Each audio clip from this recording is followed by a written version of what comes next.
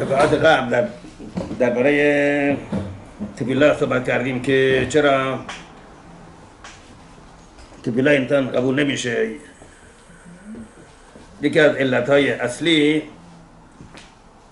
اینه که دهان انسان تمیز نیست، دهان انسان نقص داره، عیب داره و همینطور کلمات تبیلا را درست تلفظ نمیکنه و اشتباه هست. به خاطر اینه که تبیلا قبول نمیشه، چون این تبیلا بایستی درست تلفظ بشه، درست صحیح.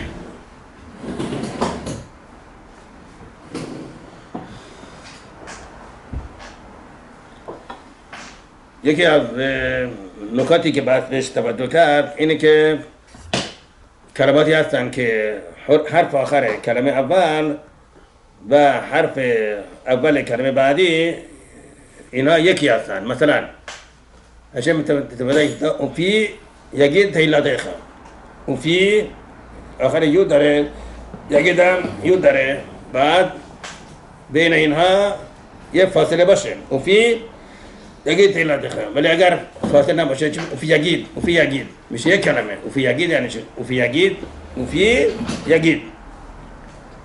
همطور هشم یملوخ، نای یملوخ، اگر بین فاصله نباشه بین نای و یملوخ چی میشه؟ نایملوخ میشه یک کلمه به هم چسبیده، تا کلمه هم چسبیدن. و هشم اشمارخا میکنه را، نای اشمارخا میکنه را. اگر اینا به هم بچسبیده میشه نای اشمارخا. یک یودش کس میشه، کم میشه. نای اشمارخا این کلمه معنی نداره. نای اشمارخا میکنه را. همینطور خیلی هست در تعلیم کلماتی زیاد هست، همه در حروف. مثلا حرف اگر حرف امت باشه بیاد بعد کلمه که آخر مم داره، مثلا هشم الوکیخم امت الف بایستی درست تلفظ کرد، صحیح روشن. امت ام حتلم اگر این الف کلفه حذف بشه میشه حتلم مت حتلم. ببین چقدر این موضوع چقدر سخته و چقدر حتلم برای انسان بدخواهی و گرفتاری و مانع پیش میره در تبیلا. اچم الوکیخم حساب کرد امت ورئتم اوتو وذخرتم ات كل مثل وذخرتم ات كل مثل تاعي. همینطور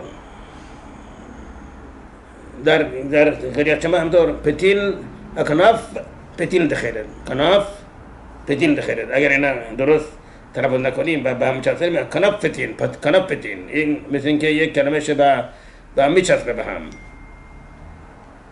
و همینطور گفتم این انسان بهتره که یک مزمور تعلیم بخونه، با دقت کلمات درست تلفظ بکنه و بین کلمات فاصله بذاره که این حرفی با حرفی نچسبه. این یه مزمور که با حروف قوف و حت و عین و همه را درست تلفظ میکنه، بهتره از تمام تعلیم خوندن بدون دقت کردن. تو میخونن و مثلا نه که چیز نمیفهمن، بلکه کلمات درست تلفظ نمیکنن. خیلی اوقات هست که حتی این برای دشمن اشندرخ نفرین ایجاد میشه. حتی چلوم مثلا هم تو گفتیم یتم اتایت آذر، این حتی یتم را بچسبونی به اتا، حتی میشه یک کلمه ناروا. حتی چلوم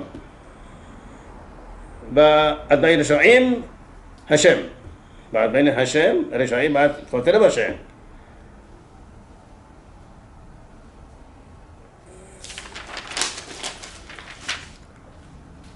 الآخر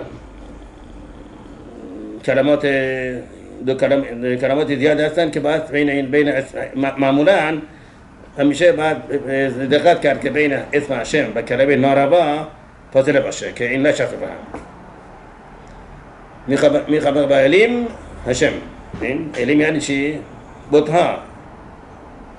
باید بین علیم و هشم باید فاصله باشه که این مثلا علیم نشد به هشم، که مثلا هشم مثل شبیه معبود بتها هست. یه بزرگم که هست که این شبا نه داریم، شبا نه داریم. شبا نه یعنی چی؟ شبایی که شبا یعنی شبا دو نقطه عمودی و هم رو هم هستن میشه شبا. بعد وقتا شبا که دو نقطه هست این حرکت نداره، مسکونه. بعد وقتا هست حرکت داره. مثلا ویر او تو گلفته آرد، ویر او تو گلفته نبی ویر او تو، ویر او. چرا؟ اگر بخونیم ویر او یعنی چی؟ ببینن. ویر او یعنی بترسن. ویر او یعنی ببینن. ویر او یعنی بترسن. نامی حفظ میشه. همینطور ویر او هم اتشم، ویر او هم اتشم. یعنی چی ویر او؟ ترسیدن. با میسایل عدشم. اگه بخیم ویر او میشه میگه دیدن. دیدن هشم را. این دیدنه؟ این معنیش ترسیدنه، ندیدن. و ییر او هم همیشه ببینیم اگر روی در این کلمه ییر او دو تا یود هست، دو تا یود، این معنیش یعنی ترسیدن. و ییر او کلمه داره، این دو تا یود هست. و ییر او هم اتشم دو تا یود هست. بنابراین بعد شبا را حرکت بدیم. و ییر او، نه ویر او، ویر او ساکنه. و ییر او حرکت داره، این معنیش عبد میشه. Thank you everyone for coming tonight. So Harav, last week it's just kind of going over what we spoke about a little bit. Last week we spoke about our tefillot getting answered for whatever it may be, for parnasa or shidduchim or whatever it may be. So we said one thing, that your mouth, the pen needs to be clean whenever you pray, so your tefillot get answered for whatever you're praying for.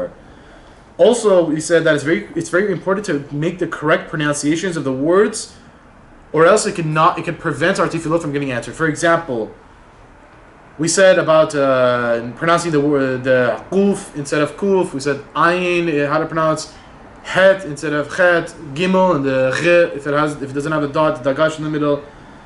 And there's words like, for example, that the word ends, one of the first words end with a yud, and the next word starts with a yud also.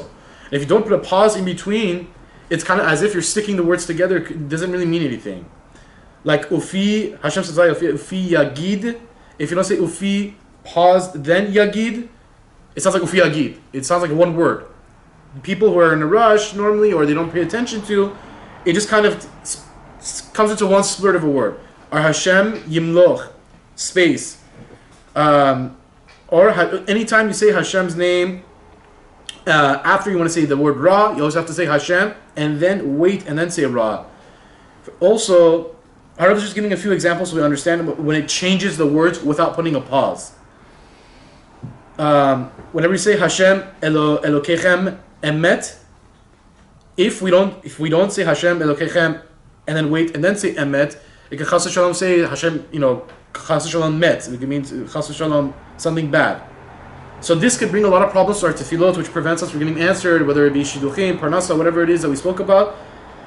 These are the secrets to getting your tefillot answered on the first time that you read, rather than reading 1,000 times and not seeing any results. Or when you say uritem oto, or then you wait and then uzkartem, because the word ends with the same letter and the next word starts with the same letter. You don't want to make it the same. You don't want to make it into one splurge.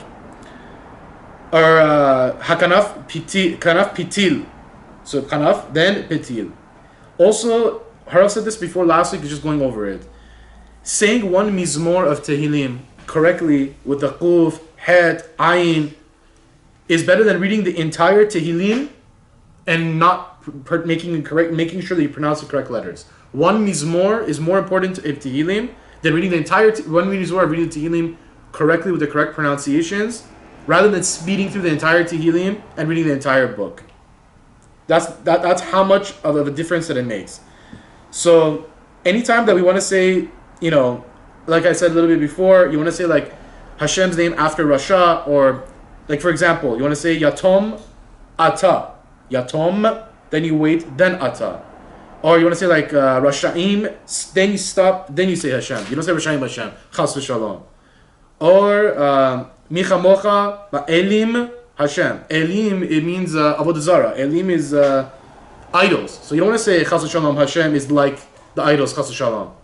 Elim, pause 1 second, then Hashem. So rather than speeding through it, stopping and pausing makes a big difference. Also, another secret that really makes a big difference on when you're trying to dive in or read Tehillim or pray or whatever it may be, there's something called the Sheva. It's the 2 dots on top of each other.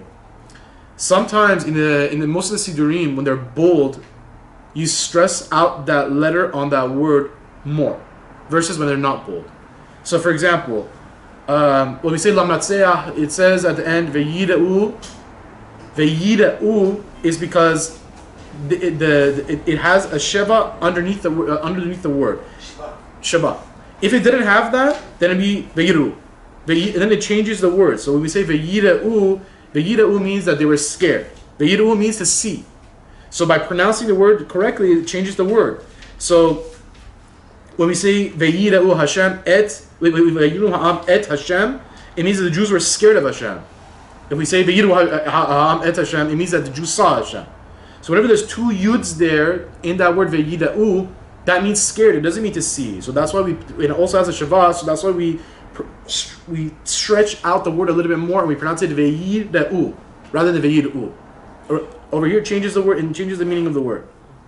But همطور در بزمار مفبت هم يبدو بعد مذكر بتتعمد إم حتى لهم الترى مش هسورين به يبدو حتى شلون إن نفرين ميان حتى شلون معني نفرين داري حتى شلون در بعدين بعد هم يبدو بتتعمد و یه بوده هم هست که موضوع کشش کلمه است.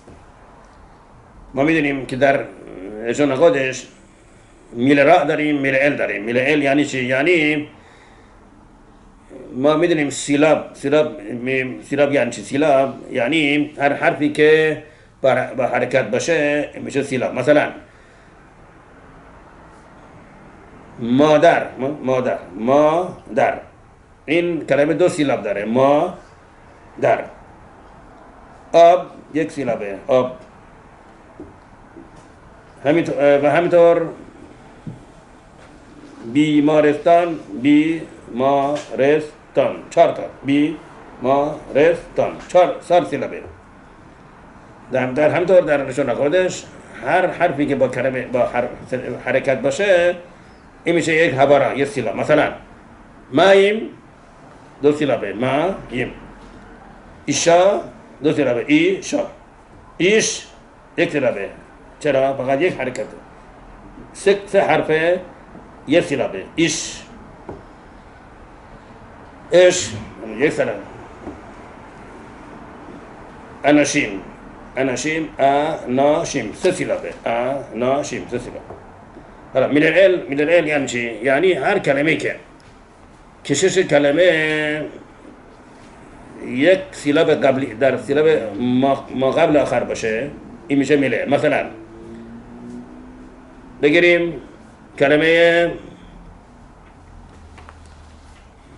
میدبار.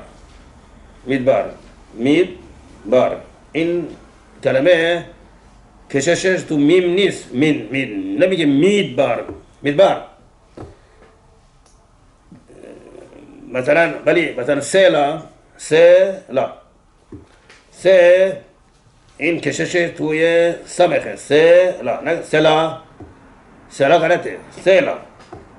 سلا همینطور مایم نمیگه مایم کشش کلمه کجاست؟ تو ممه. این میشه میل ال. میدبار کشش کجاست؟ میدبار این میشه میدرا یعنی چی؟ میل ال یعنی بالا. یعنی چی بالا؟ یعنی چی؟ ما اگر این کلمه مثلا این کلمه میدبر از بالا پایین بنویسیم میم بالا بعدش پایینش دالت بعد رش این کشش کلمه کجاست بار یعنی کجاست میل را یعنی چیز پایینه اون سیلاب آخریه میشه میل را ولی مثلا مایم این چیه میل ال مایم میل ال یعنی اون کشش مابارک اون سیلاب ما قبل آخر مایم نمیگی مایم غلطه مایم لحم این چیه کششش بالا لحم لکن میگی لحم غلطه لحم و همینطور الاخر خیلی اوقات هست که اگر ما میل ال میل را بخونیم این معنی عوض میشه مثلا در مگیلا چی گفته با عرب یبا بشابه بغیر یشبا با شبا این چیه میل را نمیگی با نمیگی شبا با شبا ولی در بشتیش گفته در بشتیش چی گفت که گفتش که به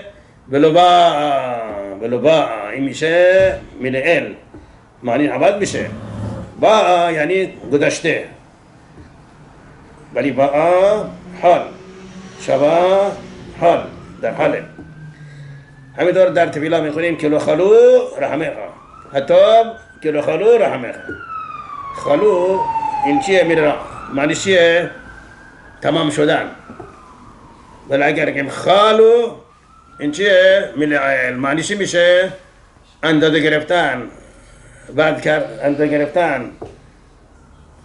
کردن این عوض میشه حتی کلو خلو رحمه یعنی چی کلو خلو تمام نشدن و اگر بگیم کلو خالو میشه اندازه نگرفتن و این اشتباهه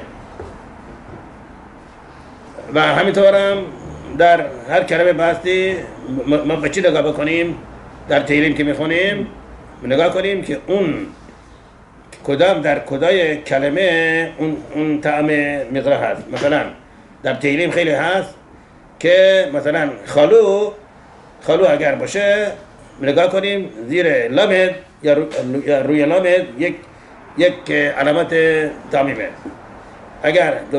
اگر طعم اون علامت طعم روی لامد باشه این میرائه روی خط باشه میرائه خب تقریبا این موضوع رو باستی بدونیم و دقت بکنیم این هم خیلی مهمه که بعد وقت هست که کلمه معنیش عوض میشه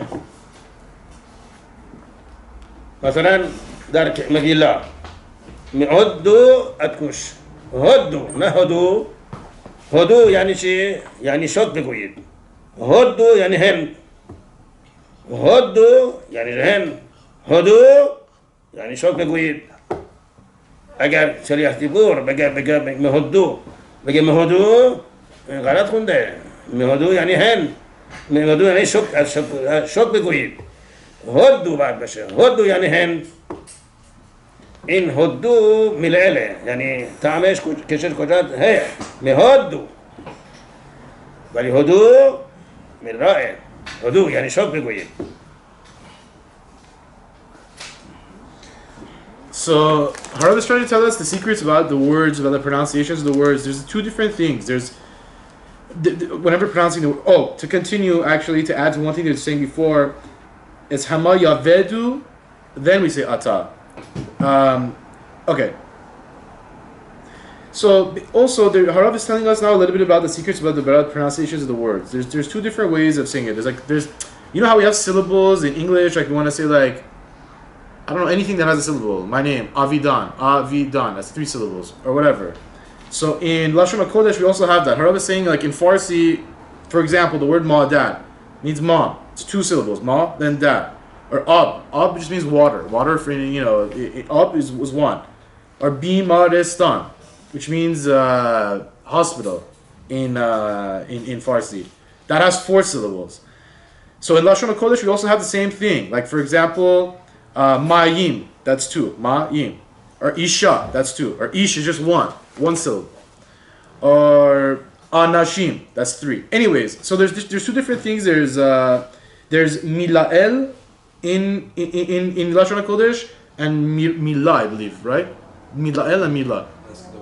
کود رفت گفتیم میلائل داریم و میلا درسته؟ بله میلائل یعنی کشش بالاست یعنی ما قبل آخره سیلاب ما قبل آخر مثلا میلا این کجا آخره میلا نمیگیم میلا هدو این میلا یعنی آخره نمیگیم هدو فرق میکنه هدو یعنی هن هدو یعنی شد بگویه. Okay, so we have milael and midra. So, for example, the word milah. Where do we stress the words? We stress it on the hey, milah, at the end. For example, selah. Where are we pronouncing it in the beginning? Selah. It's not selah. So the pronunciations of where you stress the word really, I guess, it makes a complete difference on the thing. Like for example, Harav said, I believe he said, if you write the word on top of each other, like if you write the word midbar, where do you stress on where do you stress midbar? Midbar, you stress it at the end. So that's called midra, because you're stressing it at the end. But mayim, where do you stress it on mayim? Yeah. The beginning. So that's milael. Milael means when you're stressing the word, the pronunciation gets stressed, I guess, in the first syllable, in the first set of syllables. I think the main thing is, how we're trying to stress is when we read the Siddur, you should take care because the Siddur, like I showed you, have the... Yeah. You have to make sure to read very carefully. So also in the Siddurim, like for example, it has there's a little line under, like for example, in Modim Anachnu Lach, it says Kilo Chalu. Under the lamed, it has a little line going down. So it kind of is like a pointer where to stress the word to make sure that it doesn't change the meaning of the word. I guess these are all secrets of how to say the words correctly to get it to float answered. And these things make a big difference. If you look in the Siddurim, this is Avodat Hashem Siddur. In Modim, when you say Modim Anachnu Lach, اینجا رو که میگه کود رفت نه کیلو خلو رحمخا اینجا این خاطر رو میگه بله کیلو خلو رحمخا so in the Siddurim خلو you're gonna see it Where? right here. So you see where it says kilo chalu, you see that little line under the lamed? It's not kilo chalu, it's kilo chalu. So you stress it on the lamed, and also it kind of gives you a hint because it has that little line under the lamed also. So it kind of tells you how to pronounce it and where to stress the words so you don't change the meaning of the words. If you can add, I don't know. در صورتی که تمو میله تله کیلو تمو حضرخا So for تمو نه تمو تمو میله yeah, it has a line. If you pay attention to the Siddurim, it has those lines. The new ones. The newer ones do, yeah. The old Sukkot David ones, I don't think have anything. Yeah. Or the Tiferet Yishayim, no. The Old Yosef Chaim one, they have them on all of them. Yeah. Ask him which Siddur he recommends the best. کود رفت چند تا از این سیدورا اینا مثلا داره مثلا این شبه رو گود میکنه که ما بدونیم که بگیم و سحاراین ولی بعضی از سیدورا اینا نداریم. به نظر شما کدوم سیدورا استفاده کنیم؟ آبادات هاشم خوبه؟ بله خوب Old Yosef Chaim همشون رو دارن اونم اوکی؟ So either the Old Yosef Chaim Siddurim or the Avodat Hashem, yeah, whatever, or any of them that some other ones that have it also, just to make sure to get a Siddur that shows you how to pronounce the words correctly and it has the correct bolding and sometimes it bolds different nikodot so you know how to pronounce and where to stress too. Haraf talks about Hodu, I know you're not questioning that, but in the beginning of middle of Shach, I said beginning, the middle of Shach, Hodu, Lashin Kivishmo, and we get to Mizmor Todah, it says Hodu, but Hodu also means there thinking. So yeah, Harav spoke about Hodu a little bit. No, he said that when it's Milael, it's stressing. The stressing is different than when it's Hodu. Hodu means short, but if it's Hodu, it has a different meaning. That line, and I checked all the Siddurs, it makes you pronounce the first one. So I want to know why. In which Mizmor Todah? Go to page 81. Show Harav page 81, and then show him page 91. Oh, Hodu. که بودارم اینجا هدو Now show page 91. اون علامت کجا زیر دالته هدو زیر دالته درسته هدو ولی مثلا page 91 Hodu lo baruch Shemo. It's the third to last line of Mizmor Todah. ولی Hodu lo baruch Shemo. Hodu lo baruch Shemo. third to the last line of Mizmor Todah. Yeah.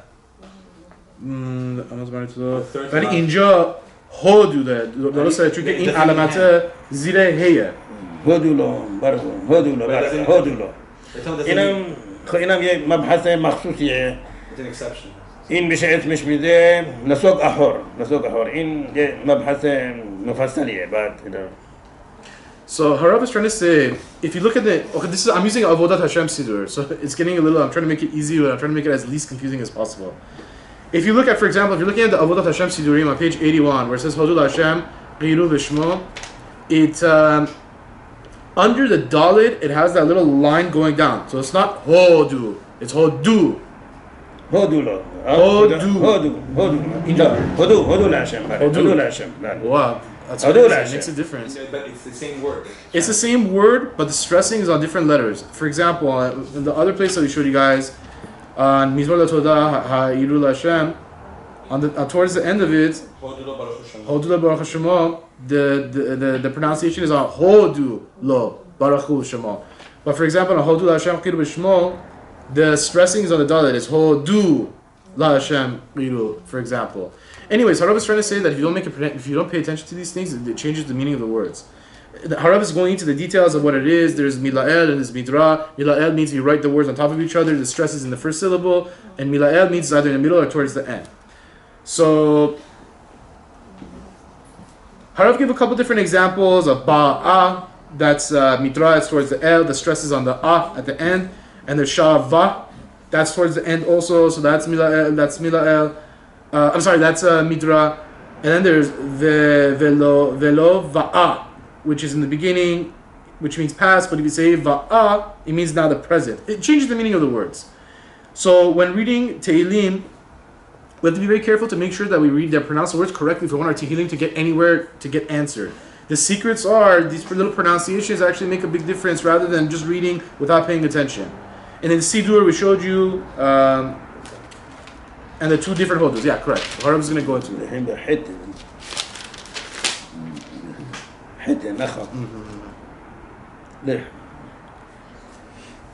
یه بار دیگه هم هست که متاسفانه خیلی از ایرانی ها این کلمه را استعمال میکنن.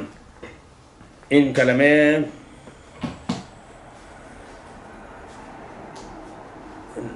میشه تلفظ اسم یودکوابکه. این فرماندن کسی که این یودکوابکه را تلفظ بکنه این حسنا علما نداره بگن تشبه بکنه. چطور؟ بعد وقتا کسانی هستن میخوان میگن یه مرتبه اومد، یه مرتبه بارون اومد. چی میگن؟ یهو، بعد میگن هی. میگن یهو، بعد میگن هی او بارون اومد. این چیه؟ اسمشه یودکوابکه. دارن یودکوابکه را تلفظ میکنن. بعد بهشون تذکر داد این بعد عادت ترک کرد. نباید این کلمه را تلفظ کرد. این میشه اسم هشم یودکوابکه، تلفظ اسم هشم یودکوابکه. ابون حبور سنگینی گناه سنگینی هم. همینطور هم کسانی هستن که قسم میخورن، یعنی منظور قسم میخورن ولی این کلمه را تلفظ میکنن و بعد میگن لا. چرا دیروز نیامدی؟ میگه و بعد میگه لا گرفتار بودم. چرا خوراک ما را نخوردی؟ میگه و بعد میگه لا سیر بودم. اینطوری این کلمه و بعد میگه لا عربی به عربی قسم خوردن یکی از سنگین ترین گناهانه. برای انسان چقدر ضرر و خسارت و بدبختی و گرفتاری و مشکل و مانع ایجاد میکنه. برای این بعد این اشخاصی که این کلمه را تلفظ میکنن باید بهشون تذکر داد که این کلمه باید ترک کنن، نباید این کلمه تلفظ کنن. این میشه قسم خوردن، کلمه قسم خوردن به عربی. من میتونم اسم هشم را حتی به فارسی نباید ذکر کرد بدون جهت. مثلا یک از هست که چیز عجیب میگه ای هشم، به فارسی میگه اسم هشم، ای هشم چیه؟ اسم هشم چیه؟ بی خودی اسم هشم را حتی به فارسی انگلیسی فقط در مورد برکت دعا شکرانه میشه ذکر، ولی ای هشم یه چیز عجیب میگن میگه ای هشم. این میشه اسم هشم ذکر کردن بدون هیچ فایده، بدون هیچ لزومی، بدون هیچ کلمه، هیچ شکرانه، برکت، هیچ. و بعد بهشون تذکر داد. این موضوع خیلی اهمیت داره. حالا میخواستیم درباره Okay, so also Harav, before we go to about talking about the power of the righteous wife, Harav said a lot of Persians also do this. This is a very, very, very big problem. They use the word Yudke Vavke without even knowing it. So there's in Farsi to say like all of a sudden like out of nowhere it started raining. They go Yeho and then they say he Barunumad. It means all of a sudden it started raining. Yeho and then he. When they're saying that, that's Hashem's name. That's Yudke Vavke. And then saying it, for no reason, or just saying it just because you want to say it. Hashem said there's no olam haba for a person who uses Hashem's name without doing teshuvah. So it's a very, very, very, very big deal. People don't even know that it's a problem. So like, you can't use that word. And also another thing is, Persians do this all the time. They want to say like, they use the word va and then la, In Arabic, it means it's kind of like a swear. It's like a promise, like a swear. So say like, how come you're not eating food? Like, oh, va, and then la, I'm full.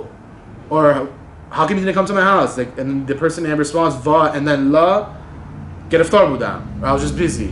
You can't say that. So that's a swear. So this brings a lot of times when people come to Harav and they say all these things, a lot of these bad bachtis, a lot of these headaches that comes to a person because they're saying these words, they don't even know they're using these words.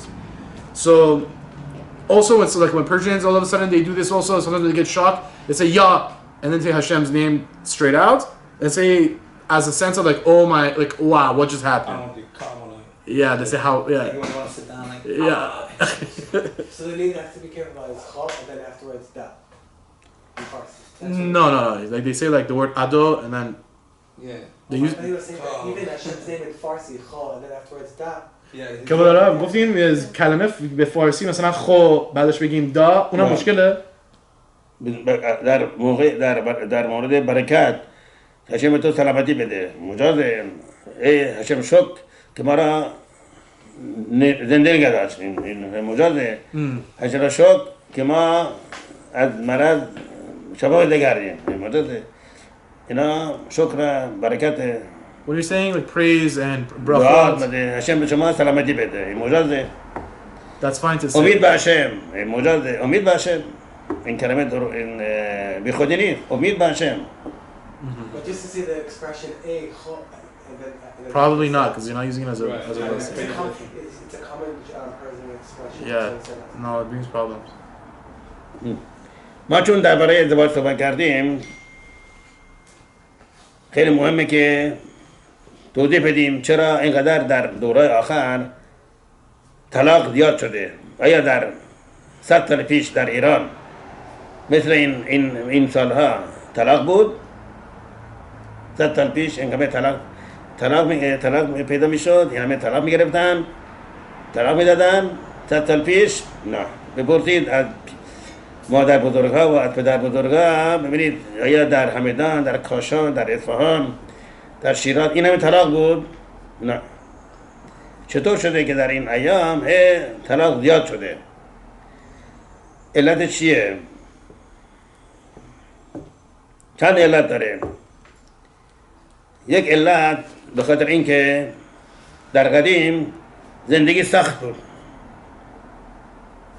اگر کسی مثلا کار دلالی بود بعد بره دلالی خونه بره اون طرف بره اون با اون حرف بزنه بدوه تو کوچه و خیابانا زحمت بکشه عرق بریزه توی گرما توی سرما تا برسه به اون جایی که بعد برسه. ولی امروز چطوره؟ تلفن میکنه تمام شد رفت دیگه نه رفتن میخواد نه گردش کردنه نه خسته شدنه نه تو گرما تو سرما میشینه سر جاش تلفن میکنه به این و اون تموم شد کار تموم شد. همینطور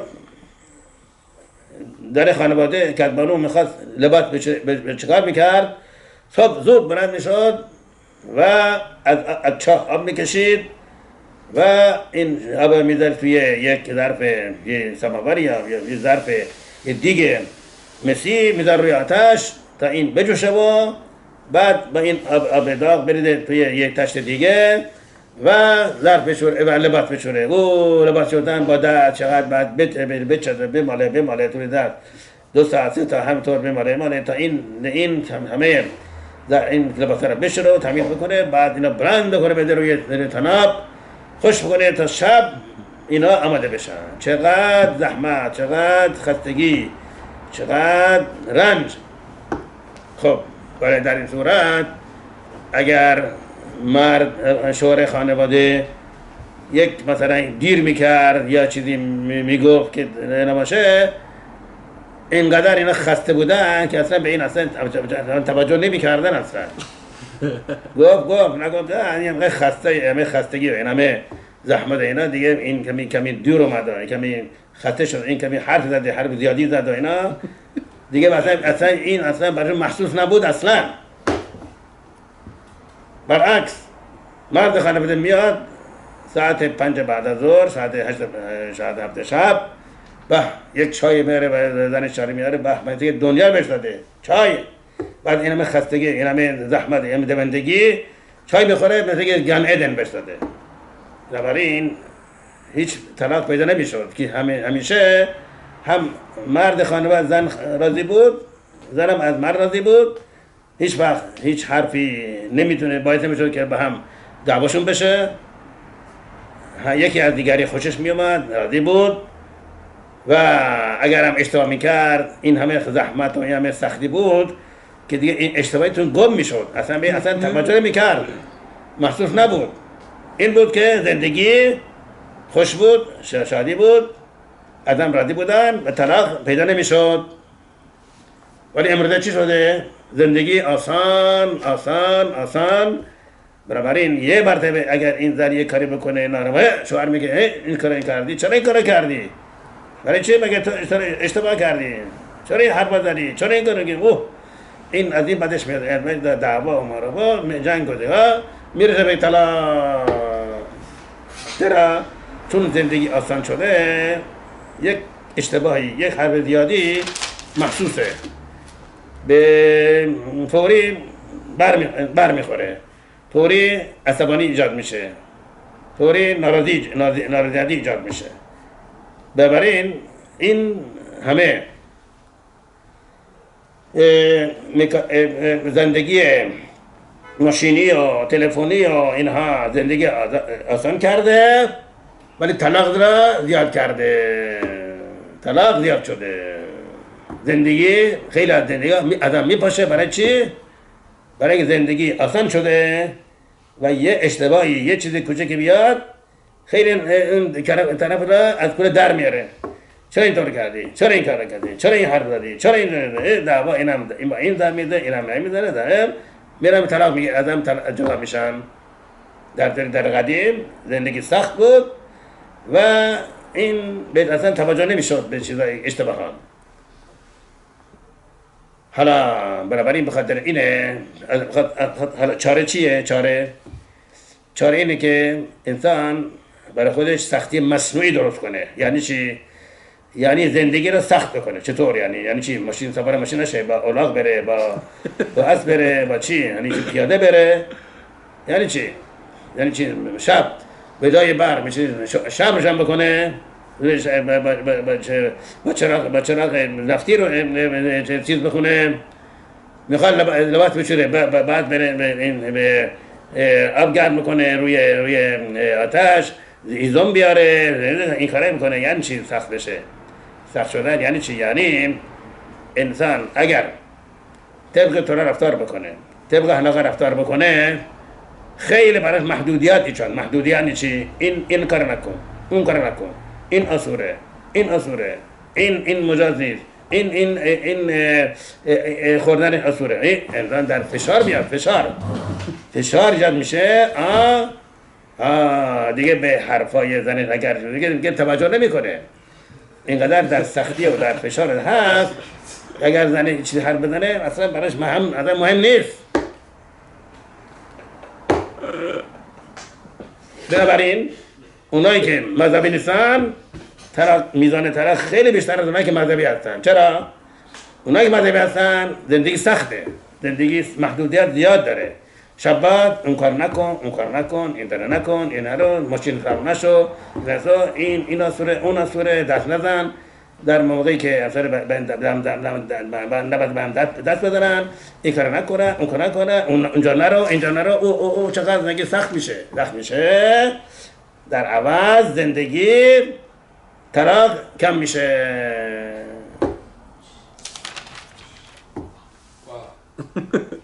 Okay, so now we're going back to the topic of the night.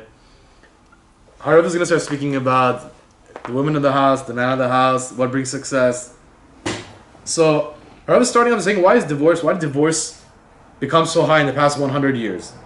In Iran, for example, or in the olden days, or wherever we came from, it wasn't like this. Like, we can ask our grandparents, our grandma, grandpa, hey, in Iran or whatever, in your time, was there divorce? Was it this high? Never in a million years was divorce this high. Back then, if you heard one couple get a divorce out of the whole town, it was like a whole thing. Even that was a lot.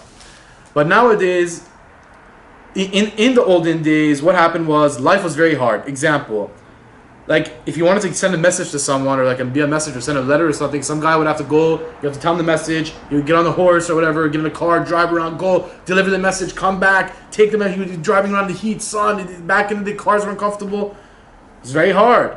Or like to wash clothes. They didn't have washers and dryers back then in Iran. They had like a hole in the ground. They could go boil the water, go pour the boiling water, then go take the clothes, hang the clothes on a string, wash it with your hands, put the soap, dry it, wash it again, hang it. It was a very hard thing to do. It wasn't an easy thing to do. So what happens was, because everything was so hard, you guys, whenever the husband and the wife would come home, they just didn't have the patience to argue with each other. They were both so beat. The wife would fall here from being so tired. The husband would fall there from being so tired. And then they go, they bring out chai, they bring out little tea, and they appreciate the smaller things in life. Drinking some tea together. How much do they appreciate that? Because they're running around the whole day. She's running around the whole day. He's running around the whole day. When they come and sit together and have a tea and spend a little bit of time together, that time becomes so precious and it means so much to them. Versus, you know, everything's automatic, and you know the butler, the maid brings the tea, and you know, you don't appreciate anything. So our others trying to say, like, back in the day, there was so much going on that even if the husband would come home and the wife forgot to make dinner, or burned the dinner a little bit, or whatever, so the woman came home, the guy forgot to go pick up the grocery, or whatever, they would just brush it under the rug. They had a million other things going on. They wouldn't care to sit there and nitpick at each other and say, why didn't you order Postmates? I told you to order Postmates, or this, or whatever, you know what I mean? Or Uber Eats, why didn't you get it, or whatever. They didn't have time to argue about these things. They didn't care about these things. They would just sit down, drink a tea together, eat a little bit together. Their time spent together was so much more precious. Now that everything became easy, I don't even think you need to leave your couch. You can do business from your couch. You can order food from your couch, groceries from your couch. Exercise, you can't. I wish. It's like pill for exercise. Like a foot thing you put right on your couch, and just like makes you push it. Yeah. So Amazon Prime, whatever, fresh, anything. You don't even need to leave your couch. So right now, you nitpick and become, in my opinion, you become poru. You become like kind of like entitled to, hey, why isn't the thing going my way? Go bring me the thing that I want right now. So that's why. And then when things become easy like this, like Harav was trying to say, like cars, phones, in my opinion, like Amazon, ordering things, you don't have to move. You can do anything from your couch. And then all of a sudden something doesn't go your way, you get upset. But in the olden days, it wasn't like this. You had to work for your labor. When you come and you drink a tea with your wife, you'd enjoy that 5, 10 minutes, 20 minutes you're spending with your wife. So what's the solution to this? What's the solution? Harav was saying, what's the solution? So I should ride a car, I should go buy a donkey and ride a donkey to work? So I shouldn't light turn on my light in my house, or use candles? What, I should wash my clothes by hands and go boil the water, pour it in a thing? What's the solution? Harav is saying, follow the words of the Torah. This will bring kind of like not a fake hardship, but hardship to a person. Restrictions to a person. And this will allow you to be so busy with those restrictions on Shabbat. Don't touch this. You cannot go here. You cannot touch a car. You cannot do. You're so busy doing all this. You have to learn Torah. You can't waste time. You have to watch your eyes. This, that. There's so many things going on that you're not going to become the sense of entitled that I want whatever I want, however I want, whenever I want, because you're restricted. That's going to give you the sense to put things behind you. That's why when you're so busy doing this and that, if your wife comes home and messes up one thing, or your husband comes home and messes up one thing, you guys are not going to go crazy at each other, because you're both lowered the expectations. You're so busy restricting yourself and working on yourself rather than just feeding yourself and just not moving on the couch and just ordering everything online. You build your tolerance. Yeah. بعد یه علت دیگه هم هست که اینم در قدیم نبوده، چیه که زنها با محجوبیت و با عفت و پاکدامنی از خونه در می آمدن. تمام بدن پوشیده بود، سرم پوشیده بود.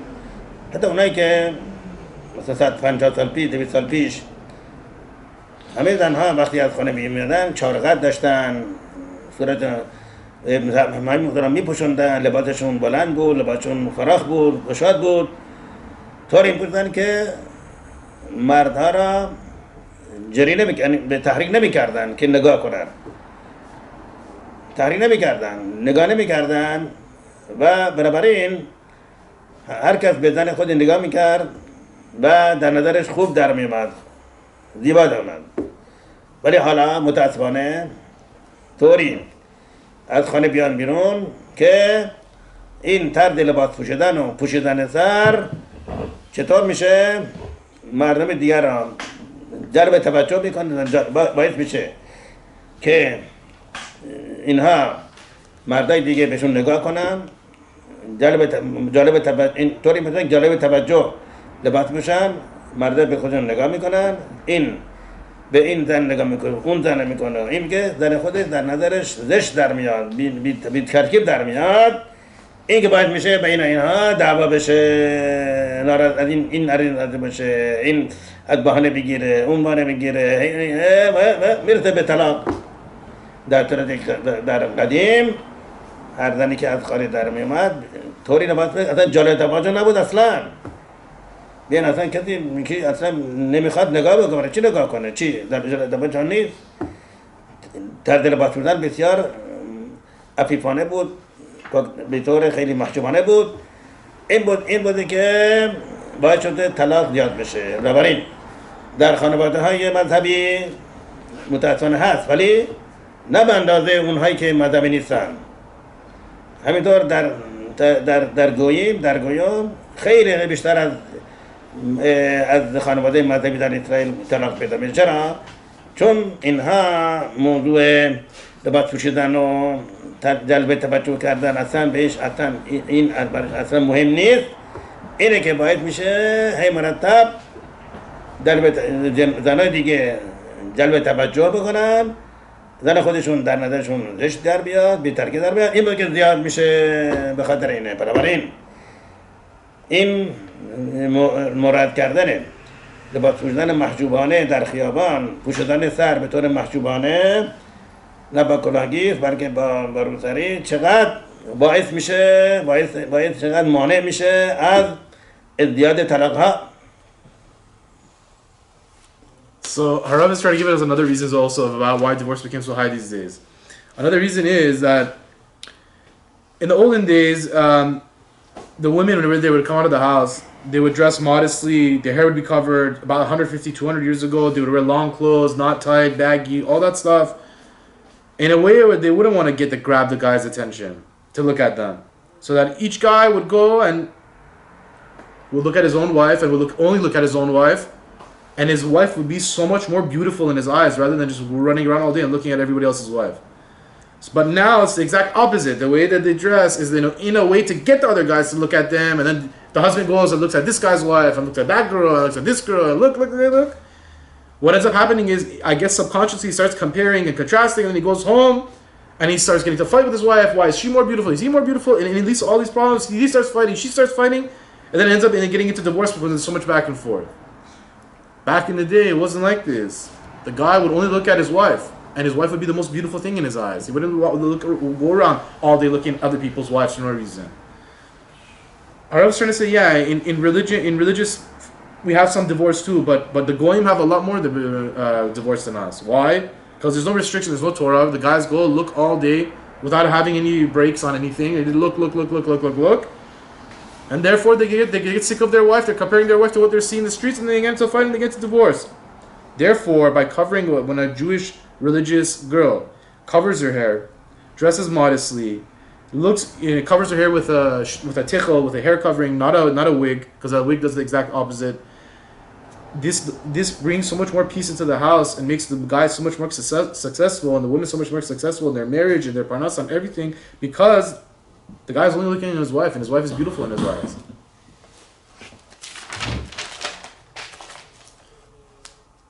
سوال هست که So yeah, there's some questions that start from the lady side and then is there any questions on the lady side? If not, I can come back if you guys want to think about it. There's two very famous English expressions, and I was wondering if what the Rav says about it. One is "Oh my God," and I was wondering if saying Hashem's name in English like that would that be problematic. And the second thing is, I constantly hear, or many times, that people say "I swear," and I was also wondering if that's problematic. If they swear that they're saying like, "Hey, what do you do? Where'd you go yesterday? I went to Starbucks." Like, it's like I swear I went to Starbucks. Is that a problem? If they're honest, they're not lying. که بودارا دارم میپرسن ما گاهی بر کلمه اسم هاشم رو نمیتونیم بی خودی بگیم ولی مثلا اگه به زبان انگلیسی بگیم مثلا swear مگه بگیم مثلا چجوری how am I supposed to say I don't want to say the word how am I supposed to explain it یه کلمه هست اسم هاشم به انگلیسی بله اسم هاشم بله بهش میگن جی بله بعدش او بله دقیقاً بله دی این مشکله گفتم در واقع برکت دعا یعنی اگه برای دعا بگیم یعنی مثلا جی بعدش او بعدش جی بهتون برکت بده سلامتی بده تندرستی مشکلی نیست بله ولی در انگلیسی یه کلمه دیگه هست بهش میگن swear مثل یه قسمه نشبا قسمه نه نباید ذکر پس اونم مشکل اگه مثلا میگی دیشب کجا بودی میگه من مثلا swear که من اینجا نبودم این آسوره بله هر کلمه‌ای که معنی قسم داره در هر زبان آسوره واو تو به فارسی به بعد میگن خدا خدا این قسمه به بعد خدا من به جای خ میگم ح So there's two problems. You can't just say like if you want to say like the word G and then O and then D, you have to say it like God should give you parnasa, bracha, shefa, all those things to you. You can use it like that when using to bless or to say something positive. But if you want to just say it for no reason, like where we go, oh I don't know, I swear or whatever to think, you can't do like that at all. That's a big problem. Also the word swear itself is a problem. You can't say where were you last night, whatever, that I wasn't at Starbucks last night or whatever. Harav is saying in any language, if you're promising or swearing in any language, it's a problem, it's asur. And it has the same thing of swearing. So it doesn't matter what language. And you said about the God, if you just say, "Oh my God," that's also a problem. You can't use it. You can't say it like that. Okay, thank you.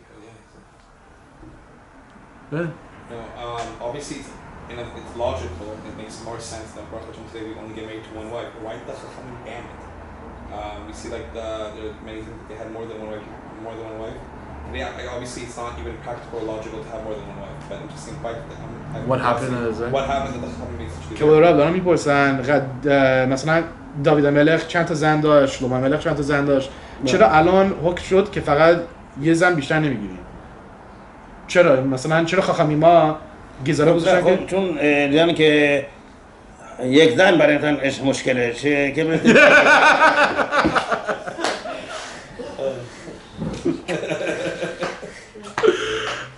You got the answer?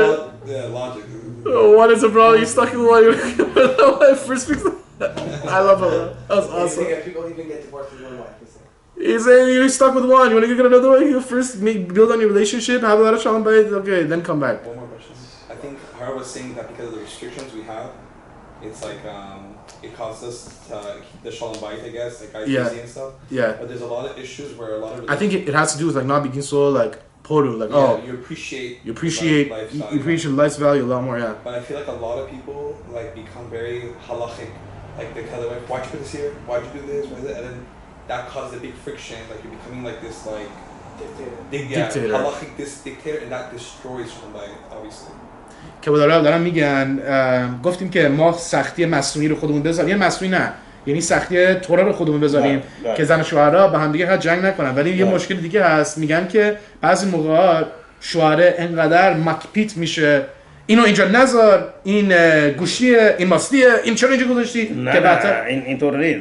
بعد موسار بخونه، این شوهر بعد موسار بخونه بدونه با همسرش تو رفتار بکنه. این حرفای تند زدن، حرف تند و حرفای نهیم زدن و پرخاش کردن و این چرا این کارو میکنی، نکن، خجالت بکش، چرا این مگر تو نمیدونی که این اصوره این کار. ببینید ربنا حیمید الله وسلم حریدن فرماد که انسان باید در خونه بسیار بسیار آرام باشه، هیچ وقت سر چیزایی، حتی اون چیزایی مهم سختگیری نکنه، فریاد نکنه و به زنش پرخاش نکنه. حتی اگر مثلا یک کاری کرد که هلو شباته، نباید سری باید داد بزنه، نباید این پرخاش بکنه، نباید خجالت بده. این که اصور گمور و همور. ببینید که خمی فرمودن بعد انسان مواظب باشه که زنش همسرش از یک حرفی ناراحت نشه تا اندازه که از چشمان اشک جاری بشه. اگر اشک جاری بشه وای برای دشمن اسرائیل چقدر برای این شوهر خطرناکه. از طرف چی؟ از طرف پارناسا؟ از طرف پارناسا، از حتی مرض، حتی تصادفات. خیلی بعد مواظب بود که شوهر زنش را ناراحت نکنه، آزرده دل نکنه، آزار خاطر نکنه، خجالت نده. هر میخواد بزنه وقتی بسیار با آرامش، با مهربانی، با خیلی با محترمانه. بعد وقت هست که نباید اون موقع بعد صبر بکنه تا یه وقت مناسب برسه، وقتی که این زن آرامش داره، آتش داره، فکر راحته، اون موقع بگه بله در حلقه امتحان است که این اگر اینطور شد، اگر این بعد اینطور رفتار بکنی، خودت میگه میفهمه. ولی داد زدن سر داد زدن چه این کارو میکنی، خجالت بکش، مگر تو نمیفهمی که این اصوله. این همش این یکی از بزرگترین ابونات سنگین توراست. لوتونو یکی از نهی تورا چه لوتونو یعنی چی؟ اگر انسان به دیگری حرفی بزنه، جمله‌ای بگه که این ناراحت بشه، این خجالت بکشه، این آزرده دل بشه، یکی از سخت‌ترین نواهی توراست و هشم برخ فوری این شخص رو مجازات میکنه.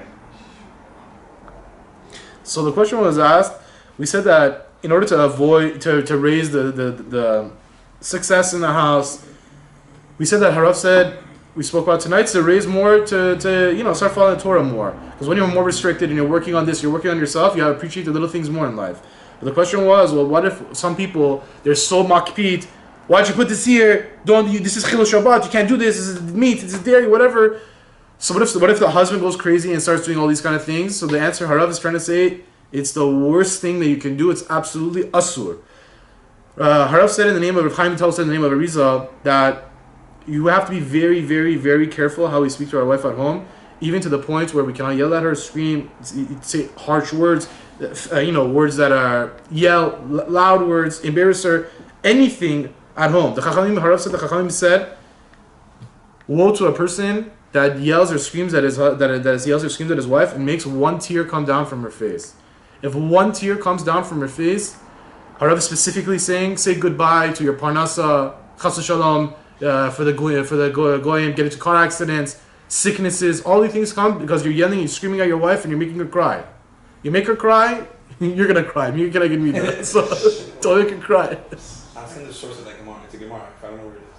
که رفت تو کدوم گمارایی میگه که اگه مردی زن توهین کنه داد بزنه که اشک بریزه براش بدبختی ایجاد میشه؟ در مسخت با مثلا دف نونتت اونجا یاد سورس این درباره لوتانو اونا و یک گمارای هست که میگه رب رحومی یک از امرائیم این همیشه هر سال میرفت یشیوا آدینه کیپور برمیگشت. هر آدینه کیپور برمیگشت ساعت 10 صبح.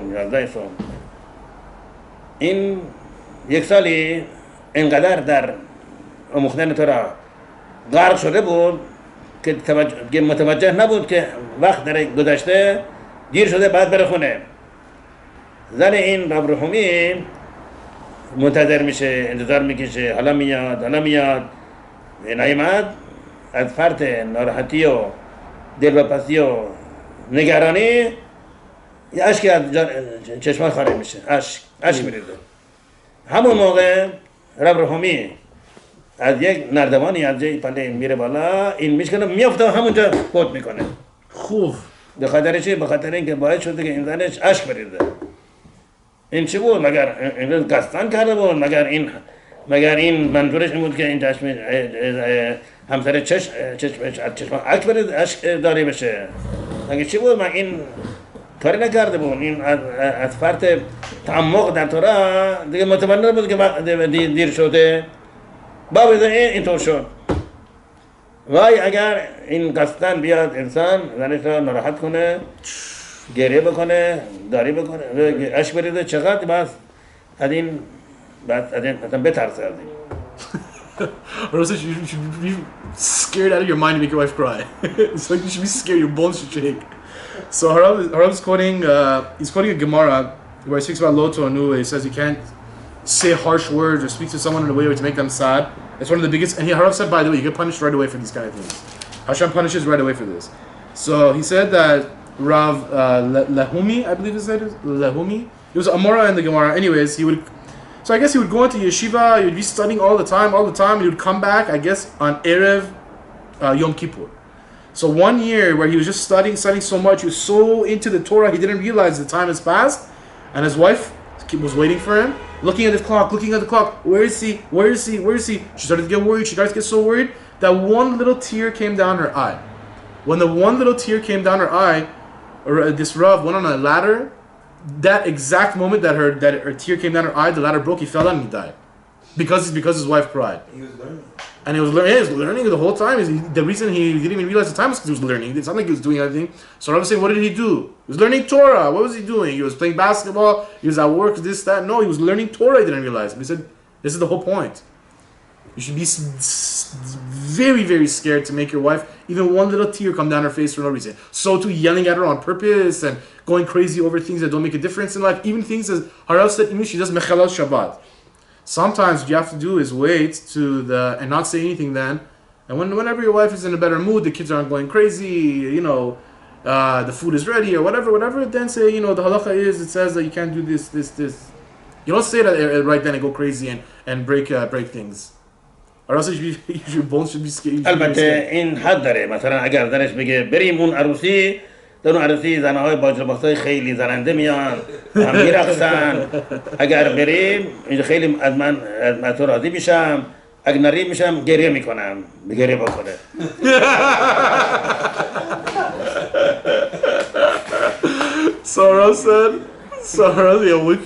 So Harav says, but there's limits to this. Like, for example, if your wife comes and says, I really want to go to this wedding, and you know that it's a mixed dancing wedding, nobody's dressed modestly, it's not, it's not a kosher scene to be in, then you say, and if your wife says, if we don't go, I'm going to sit and cry, you say, okay, sit and cry, we're not going. So you have to know, you can't take advantage of either side, you know what I mean? ولی کودرو اگه عصبانی بشه مشکلی نیست؟ نه این کاری نکرده که عصبانی بشه خود عصبانی بشه Okay. What does a person do if, let's say, the woman has Yirat Shamayim, she's very passionate about Judaism, but her husband, he's not at all, he has no connection, and he does different things that are against the halacha. If she comments to him, then it'll cause all this shalom bayit.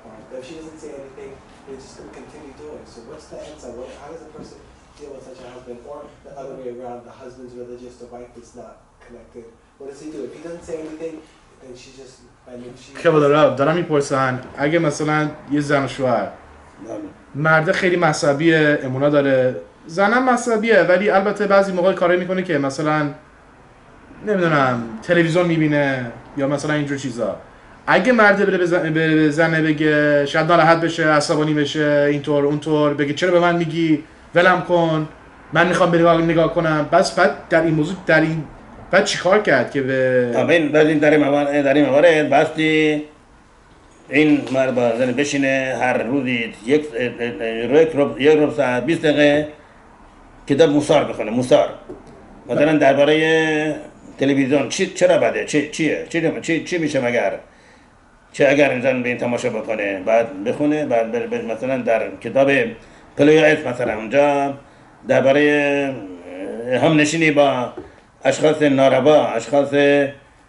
ناجور، نامناسب چقدر بر انسان را عوض میکنه، چقدر انسان را در ایراد شماییم، در اخلاق خوب چقدر تنزل میکنه، اخلاقش خراب میشه، این یواش یواش خود تبدیل میشه به اون اشخاصی که داره به هم همنشین کردن میشه.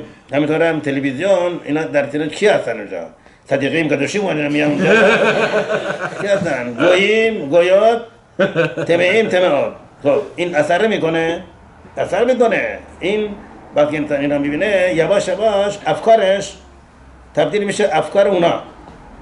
اون هر چیز اونا بدشون میاد اینا بدش میاد، هر چیز اونا خوششون میاد اینم خوشش میاد، اونا ترا میاد بدشون میاد اینا بدش میاد، اینطور حساب میکنه. اون خوبه اصلا فاسد میشه. این وقتی که این بشینه با این مثلا پلویت یا کتاب دیگه بخونه که این توضیح میده که همنشینی رفاقت با اشخاص ناجور نامناسب دور از مذهب دور از تورا دور از امانت چقدر برای انسان تاثیر بد داره و چقدر انسان بعد یسورین بکشه، سختی بکشه تا این تاثیر از خود دور بکنه، دیگه نمیخواد اصلا تلویزیون نگاه کنه.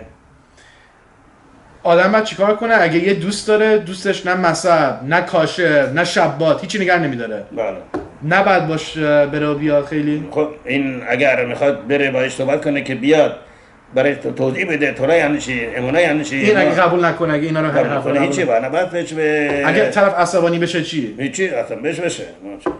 این بعد این اشخاص رو باید رجوع کرد به عراقیم. یه مؤسسه هست برای اونایی که مردم بی مذهب را میگیرن و براشون توضیح میدن که تورا از آسمان، تورا که میثوات برای خوشبختی انسانه، برای عاقبت بخیر انسانه و ما چقدر باید خوشحال باشیم تورا انجام میکنیم، میثوات انجام میدیم. این اگر بره اون مؤسسه شرکت بکنه ممکنه خیلی اوقات عوض بره، کاملا عوض بشه.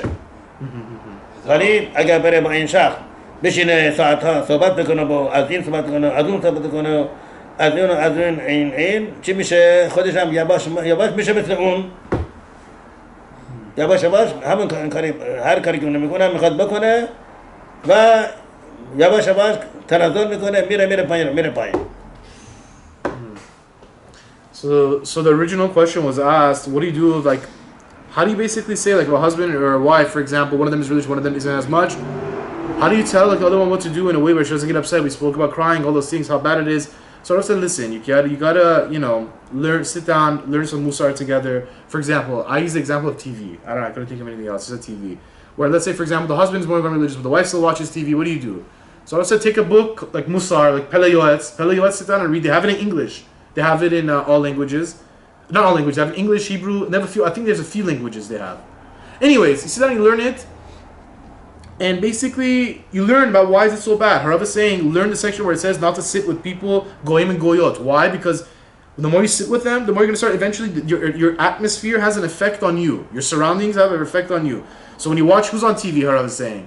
There's Rabbanim, Rav Chaim Kanievsky, Shlita, who comes on TV? No one comes on, these people don't come on TV. It's a bunch of goyim and goyot. They come on TV, and what happens is, subconsciously, you start to like what they like, and they're portraying it to put in your brain, and you start disliking what they dislike. So if they like to do this, and you're going to start liking to do this, Avera. If they don't like this, Torah mitzvot, you're going to start not liking Torah Avera. It's very simple. So Harav says, sit down, the husband and wife, spend 5-10 minutes, read one little section from Pele Yoetz, that speaks about that issue that you're having, and that will have an effect, and that will lead to better things. And I follow up the follow-up question. I said, what if you have a friend who doesn't keep kosher, who's not religious, who doesn't speaks lashon hara, who all these things? What do? Do you have to be friends with him? If you're not friends with him, he's gonna get upset at you. Harav said, listen, if you're gonna sit down and explain to him, eating this is not good for you, being a cheap or whatever is not good for you, all these things, and he doesn't understand. Then there's this thing called Arachim. There's an organization that they sit down and explain these things to people. There's people who are... There's one this month in the Valley. Oh, they have in the Valley? Marriott with Rabbi Mizrahi and a bunch of other Israeli rabbis, English and Hebrew. if you it's like $1,000 a room for 3 days. It's amazing how my family goes. It's really nice. Arachim. I've heard of Rav say this before. I didn't know they have it here. I thought it was only in Israel. They go to different cities. که دارم میگن این در این ماه I think for Christmas weekend, 3 days. در هفته در ماه دیگه عراقیم دارن میان اینجا یه هتل دارن میگیرن چند تا از این ربانی‌ها دارن میان سخنرانی میگن که مثلا 3-4 روز میان اونجا تو در اون هتل شروع میکنن صحبت کردن آدم خوبه بره اونجا یا بهتره نره چون که اونجا هتل میگیرن بله یه سالن بزرگ میذارن میز صندلی میچینن همه با هم دیگه مثلا شام میخورن شبات قیدوش میگن غذا میخورن بعد صحبت روایه رو گوش میدن اگر این اون خانواده باشن که اصلا از طور معذب دور هستن و اصلا چی سرشون نمیشه و نمیتونن یعنی طوره یعنی چی خیلی خوب برن اونجا ولی کسانی که مذهبی هستن برو هاشم خوب میفهمن چیه چی نیست خوب این صلاح نیست برن اونجا چرا اونجا اشخاص میان که بالا زنای میان که لباسشون مناسب نیست و اونجا اون گدوشایی که در خونه خود انسان هست جا نیست کمتره بنابراین بهتره که نره اونجا ولی اونایی که اصلا از دین و مذهب دور هستن یا فقط یک ذره انجام میدن یک ذره یک کمی خیلی پایین هستن خیلی خوب برن اونجا بله. So the question was asked about the Arachim. There's one here this next month. Marriott in the Marriott in the valley. Wow, that's crazy. So I asked Harav, I said, what should we do? Should we go or should we not go? Harav said, listen, if there's a family that they don't really keep some Torah mitzvot, or they keep a little bit or whatever, yeah, it's good that they go. But the people that are religious, that already keep everything, they shouldn't go. Why? Because the people that are going there, the whole point is for people that are not so religious, and they might be, immodestly dressed women or thin people, this, that. So it's better that it's not the same kedusha as your house. You're going to lower the kedusha. And on Shabbat, especially, you want to be home and have the kedusha there. You don't want to. It's kiruv, yeah. Let's say you have a friend. He's not religious. Hold on one second. Is there any questions from the ladies' side or no? I should make sure I'm not skipping on you guys. No questions? So let's say you have a friend. He's not religious and he's not able to take on Judaism on one foot. He can't do everything, but he's willing to do one small thing, one small commitment. What mitzvah should you encourage him to keep? We should do Shabbat, washing your hands in the morning. Should he be putting on tefillin? میگن اگه یه دوست داری که اصلا هیچی رو نگه نمیداره شبات کاشر هیچی اگه بهش بگی یه دونه میسوا نگه داره قبول بکنه چه میسوایی بهش بگی که نگه داره؟ این در کتابی که درباره یکی از بزرگترین مقدسترین حاکم اسرائیل در تقریبا 80 سال پیش 90 سال پیش خیلی معروف بوده و کتابای بسیار عالی تعریف کرده به اسم ربی اهرون رات علیه السلام این یه اداره خانواده یه جوانی بود که کاملا از مذهب و تورا همه کاملا مرحب شده بود رفته بود اصلا هیچ نگاه نمی‌داشت هرچی بردن پیش ربانیم حرف زدن توضیح کردم هیچی همونطوری بود باقی موند اینا بردن پیش امیر ربی اهرون رات علیه السلام و چکار کرد بهش گفت تو لازم هیچ کاری نبکن فقط سعی کن حتی به یک دختر کوچیکم نگاه نکن همین تموم شد شب بعد نه برای الان فعلا بکن کاری تنها کاری که برای خودت بکن چیه به زنها نگاه نکن حتی به دختر کوچیکم نگاه کن همین تموم شد این وقتی که این با خودت کار میکنه یواش یواش میره بالا همه رو میتونه انجام میده. Wow. So the answer to the question is there was a huge Rav who lived about 80-90 years ago. His name was Rav Aharon Ratan. Ratan? Rabbi Aharon Rate. Allah Shalom. They came to him. There was a family there where one of the kids completely went off the derech. He wasn't keeping Shabbat, kosher. He wasn't keeping anything. And they took him to this Rav. They said, what should we do with him? He said, don't tell him to do anything. Only thing you tell him to do is tell him to have Shmirat Einayim. Just don't even look at anything, any woman, nothing.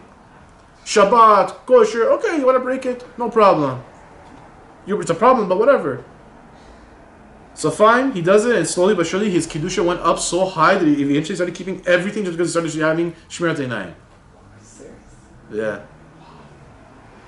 خب بله From Kevod Arav, yes, سوال دیگه هست. Okay. بله what if your husband is religious but won't take your advice to listen to shirim on Shalom Bayit, etc.? How should we proceed?